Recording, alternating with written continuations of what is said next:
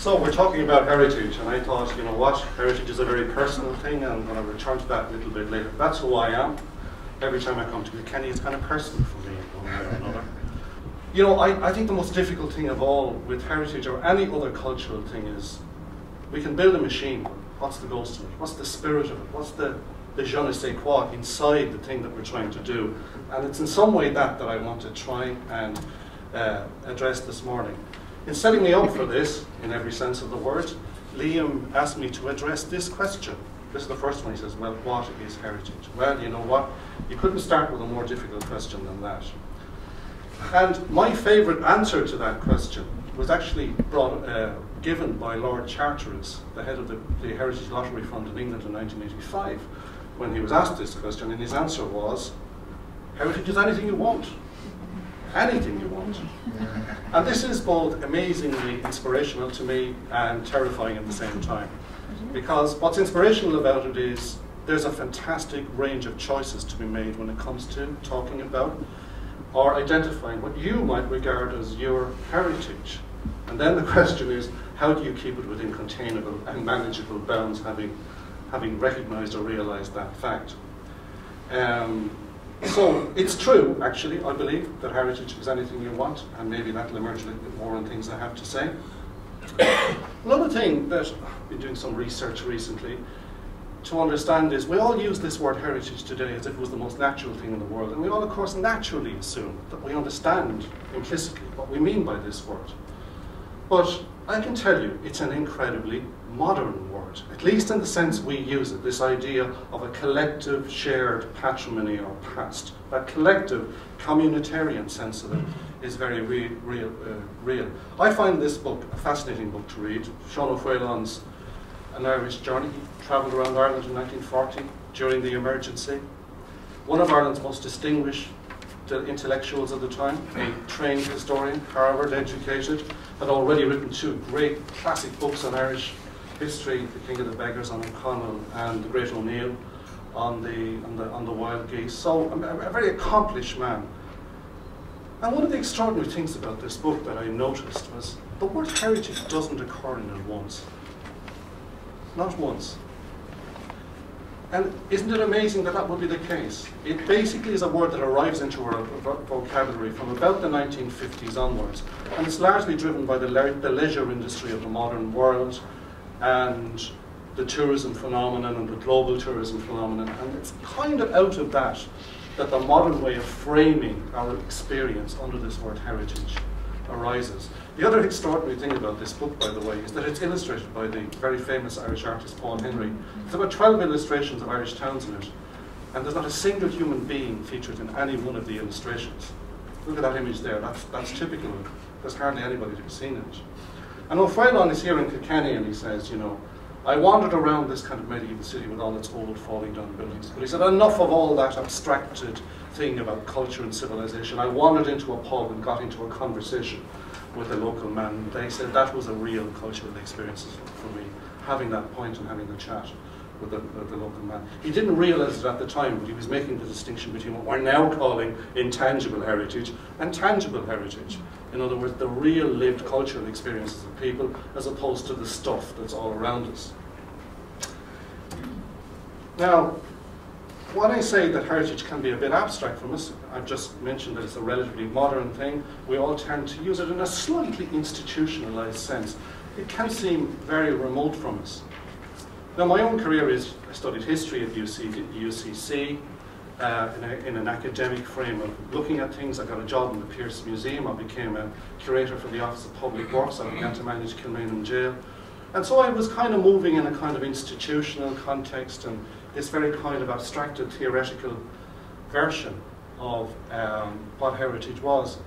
And you know, it is possible to live at that very abstracted level of what heritage might be about. And the question is, how do you ground it? How does it become real for you? I'm just going to tell you a quick anecdote. This photograph here is about me. It's about my personal connection with heritage.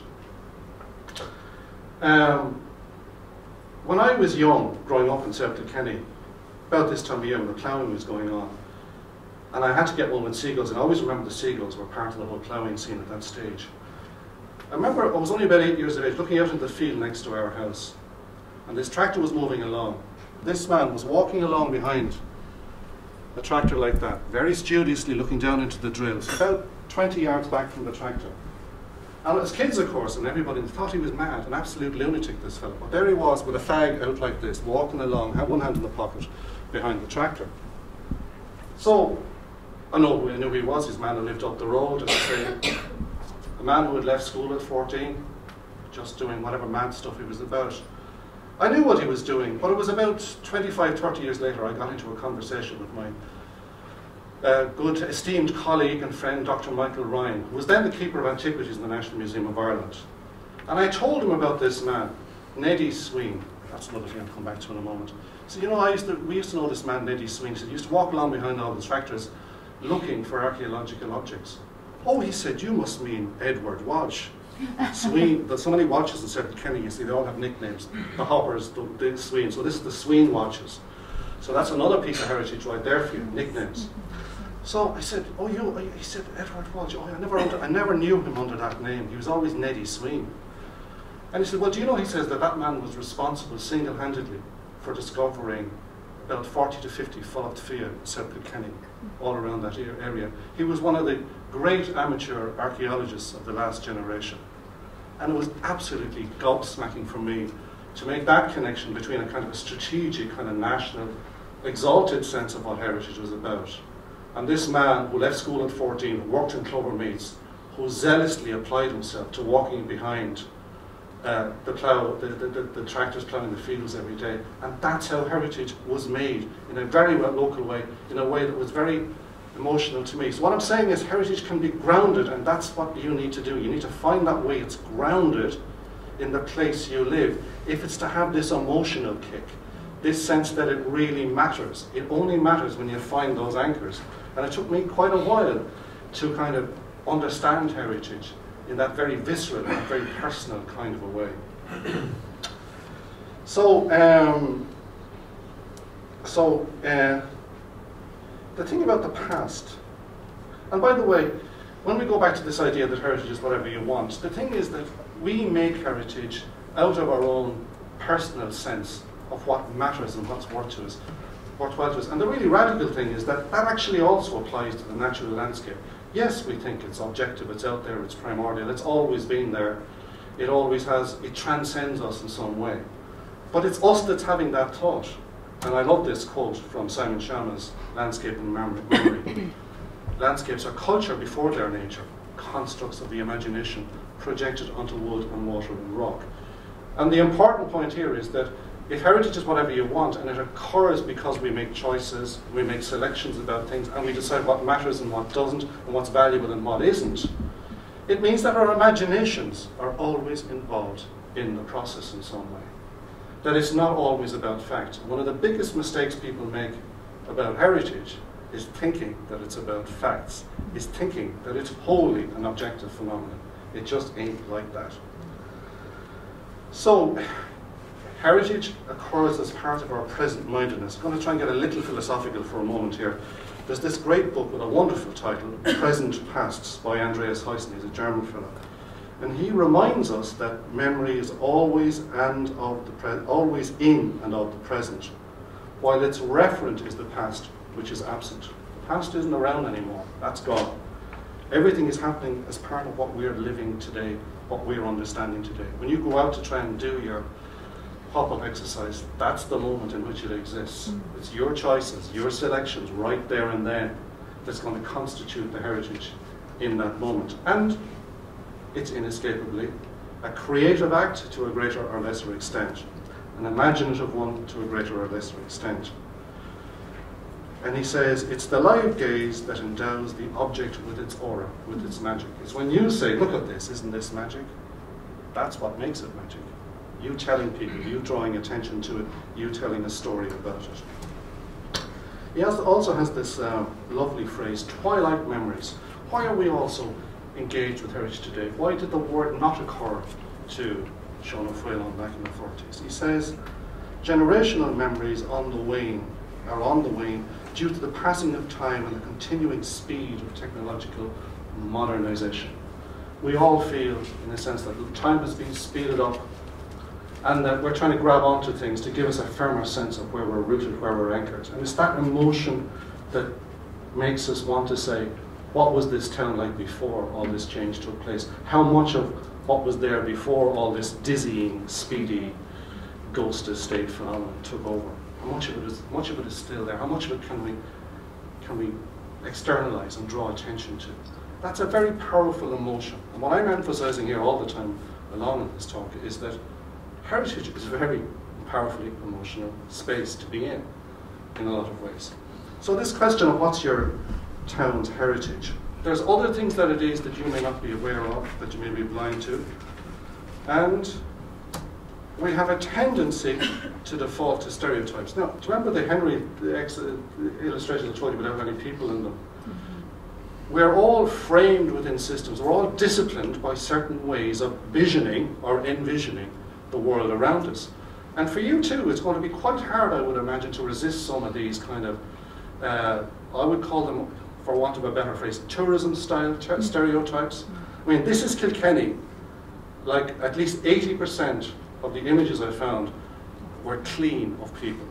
That's a town, by the way, we're looking at here. So somebody had to go to an awful lot of trouble, like, for instance, getting up at 6 a.m. on a summer's morning, in order to get this lovely hygienic sense of what Kilkenny was about. This non-messy, beautiful kind of well-swept place. You could almost say wind-swept place by the way these images look. And I find this, quite telling, quite extraordinary. We all kind of put on a different hat when we start thinking heritage sometimes, and we're seduced by stereotypes. So my first big thing to you this morning is, don't be seduced by stereotypical ideas of what your past and your town is about. Don't try to do it like the town down the road. Don't try to do it in the style of that exhibition you saw in the local place. Try as much as possible to say, there's a blank sheet of paper. Let's start from scratch. Let's try and use our eyes, our ears, and our full sense of where we're at. Let's have a real debate, a real conversation, a set of conversations with people we know to try and generate something that's fresh, something that's different. Now, there are things we keep missing because of stereotypes as well. And I have to say that one of the biggest challenges when we talk about our national heritage today in Ireland, and it's a difficult balance to get right. We think about our collective past as Irish people who've been born in this country, grown up here, and raised here. And of course we think inclusively of a past then that we think is collective for everybody. But that's only collective for everybody that was born in this country. And that is simply no longer true about Ireland. Ireland is changing, and changing very rapidly. Very soon, the kids down the road from you are going to be speaking with your local Leitrim and your local Monaghan and your local whatever accents, but they're going to have parents which come from all over the place. They're going to have a mixed or blended identity of some kind. And the question and the challenge for you is, how do you include people like this? And in case you think that heritage is a kind of a large urban phenomenon, this is, to me, some of the most striking statistics from the 2011 census. Some of the highest proportions, or the highest proportions of foreign-born people in Irish towns are in the smaller places.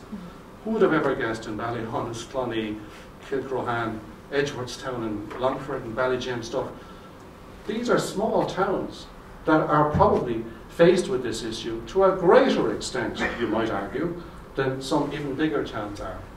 So this is a really important issue for you to engage with. Remember, these people are bringing their own heritage with them. They're bringing memories with them to where they are living today. And those memories, surely, and those stories are part of the story of your town today. They're part of that, the gaze, when you really look around, what you should be seeing. And sometimes this can be very subtle. Take the top one there in Gort. There's one significant little subtle detail in that photograph. Does anybody get the significance of the green and white shop? Green and yellow, sorry, exactly. They're Brazilian colours. It's the Sabor Brazil shop in Gort. Biggest Brazilian population in Ireland is in Gort. Just the very fact that that shop is painted in those colours is now part of the character of that town. Just the fact that that's the Castle Bar, a Polish shop. These are shall we say, lived heritage realities for people. Just think of the emotions that go into these places, the sense of home, the sense of home away from home that the Irish would have experienced, you know, into pubs all over England and all over America when they went there, that Poles and Brazilians get when they go to these places. These are stories, and it's the stories that make up the emotional content of history. And of course, you know, the Heritage Council has started off a landscape character assessment process about 2002, and it's extremely important, I think, henceforth, that when people are looking for character in landscape, that they also register this kind of character. I mean, that's the old Presbyterian church on the South Circular Road, which is now a mosque in Dublin. So you've got this very rich layering of the Christian and the Islamic, all in one building on the South Circular Road. Imagine doing an exhibition of the history of the South Circular Road and not referring to something like that. So, there you are. Why have a temporary exhibition? This is a really interesting question for me, because there's one thing that has always been almost a credo of mine. There is no such thing as a permanent exhibition. And there are a lot of people working in museums, way too institutionalized for their own good, who keep using the term permanent exhibition. Something that was mothballed, built in the 70s or something that's good for 30, 40 years. There's no exhibition that's good for 30 or 40 years. Unless it's a museum within the museum, like the Natural History Museum. There are a few honourable exceptions. But generally speaking, you know, what is an exhibition? It's a kind of visual statement about things that matter right now. And there's no reason why heritage exhibitions as much as our museum exhibitions can't have that quality about them, that quality of the contemporary. So these are some terms that come to mind about what's really exciting about what you're going to be doing. You're going to bring some empty space to life. You're going to put some ghost back into the machine, the ghost shop of the Celtic Tiger years. So bringing in an empty space to life. You're going to be experimenting with stuff, because guess what? Because it's temporary, you don't have to get it all right. You just have to try and put something in there that's going to feel, well, you know what, we'll do it this year, but like that, but didn't like that. When we're doing it next year, we'll just try it a different kind of a way. Transience is a great thing. People, it's come, it's gone. People have an immediate emotional impact. People have it. I love this Indian word serendipity. It means wandering, finding things as you wander about. So a lot of people are going to say, did you see the shop downtown? It's opened up again, and it's got this very interesting exhibition, and it'll become a talking point because people will simply trip over it, because they won't be expecting to be finding it there in their daily walk. And you'll have that working in your face. You'll have surprise working in your favour as well. And indeed, what you ought to try and do is build in a few surprises into what you do. So I'm calling it guerrilla heritage. Yeah, it's a hit and run job. And that's a Banksy image. And of course, Banksy is one of my favourite modern artists. He doesn't believe in putting his art in institutions. He believes in way out in the middle of the night and spraying a wall and burgering off. So something of the spirit of Banksy, bring something of the spirit of Banksy, some of the mischievous maybe, and certainly, how about humour? How often do you see humour in po-faced heritage presentations? I mean, what happens that the sense of humour tends to turn off when people start talking about heritage, and it becomes all about fact. Very important fact, you know, what I call the so what factor. Blah, blah, blah, blah, blah, so what? Why am I meant to be impressed by this? Tell people why something is important. You have to communicate why it's important. That's more about narrative and it's about stories than it is certainly about telling people that this house was built in 1762, had additions in 1744, and noted discrete crenellations, fake ones added in 1832. So what? Maybe interesting to somebody, but not to everybody.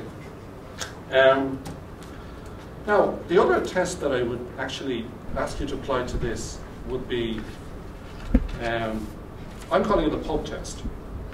Okay? Now there's a pub up the top. Let's go over this last. That's Pat Bugley's pub in Cork. Nice fine heritage building, yeah? No, it's just a plain old pub, but even the tourist reviews of that pub are fantastic. They're saying, do you know, this is a great pub, it's full of locals. When you go in there, they'll even allow you to pull your own pint. So that was like the real selling point. Go on, go in there, have a pull your own pint. All the rest of it. Now, there's the other version of it. That's in Temple Bar in Dublin. So, do you want your pop-up exhibition to be in the spirit of the first one or in the spirit of the second one? That's the Irish House party pub, dripping with postmodern, self-conscious Irish pub kind of big aura-ism. you know, drowning in its own self-referential irony. And there's a tendency, or there can be a tendency, for exhibitions about your place to be all about, like, people use the word pride. Be careful of pride, it's one of the 7 deadly sins. Yeah. Don't be too proud of your heritage, okay? There's, I think, a reasonable piece of advice. There are things in all of our heritage, you know, which are the little bits of dark history. I had to deal with it, God knows, for 30 years. The story of nationalism and republicanism in Kilmaine and jail. It's not all a sweet story, folks. There's stuff in our history which needs facing up to. There might be something in the past of your town that people will say, wasn't it very courageous of them now to actually admit that and honour that in their exhibition, rather than doing a schmooze job that looks a bit like that pub there, you know, like the Cheers pub, the pub where everybody knows your name. Don't do an exhibition that looks like it comes off a shelf somewhere. Do something that has a little bit of quirkiness and idiosyncrasy in it. Now, speaking of which, only last week on behalf of the Heritage Council, I was in as an assessor of the Jewish Museum in Dublin, one of my favourite small museums in Ireland. I was in doing the assessment last week. We were wandering around with the 2 curators, Carol Briscoe there. And you know what I was saying? You've done a great job at this used to be just a cluttered glory hole under the previous curator, but they've done a great job at cleaning it up. But the first thing I said to them was, you haven't over-cleaned it. It's not looking too hygienic. There's what I call there a pleasing clutter. Yeah. Do you know what I mean by pleasing clutter? It's people love the stuff. You can see the way they love it. There's stuff that they can't bring themselves to leave out. It's their story. They love it, they understand it. And guess what? My word, serendipity. You can pick your way around that and you'll find something that you'll find interesting. Now, you know, Liam asked me to say something about experts. Don't let experts clean you up. They'll clean you out. They can clean you out and clean you up, actually, if you're not too careful. But the thing is, we don't want... Clean minimalism has its role. And really fine, elegant design, I'm a lover of myself. But it's not right for everywhere. And it certainly isn't right for something that wants to give the sense that it's been put together very quickly with enthusiasm, has an element of the slapdash to it, but you can find your way around it. There's order to it. And if there isn't the order to it, why, there's going to be somebody there, isn't there? A volunteer from the local community helping you around. I hope you're thinking about that. Just don't open a shop, open the door and walk away.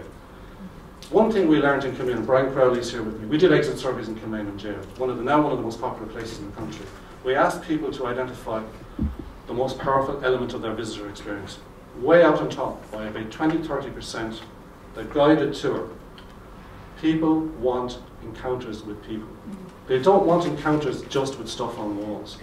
And if you can mediate that experience of that space in some way, if you can set up a voluntary roster, and I think it should be possible, of people just to sit there when the space is open and have conversations with people about the stuff that's there and how it came to be there, that could be very rich indeed. This is from the Basket Islands project in West Kerry. Try to get honestly and yet sympathetically at the nature of the place you're from. Now, this is by a very accomplished now Irish photographer by the name of Anthony Haughey. We asked him to go and live there for a year and photograph the local community while he was living with them. You know, there's nuance and there's subtlety that can be got, say, through photography. And I would urge you to try and embrace photography a bit as well, and try and capture something of the ordinary life as lived that has coded into it history, tradition, relationships, that sort of stuff. It's all in that photograph. Beautiful family photograph in West Cork. And, you know, you just waved at me telling me my half hour is enough. I'm very happy and pleased, Liam, to tell you I'm more than happy to end at this stage. I don't think I've touched even remotely on the surface of the kind of possibilities that you have, but I hope there's just enough there to get at what I call the ghost in the machine. You know, make sure it has a bit of heart, have a bit of fun, and if there's a moment of humour where you can share a laugh while you're doing it, and actually, better still, incorporate into what you're doing and share it with the public that's coming in, that'll be even better still. Thank you.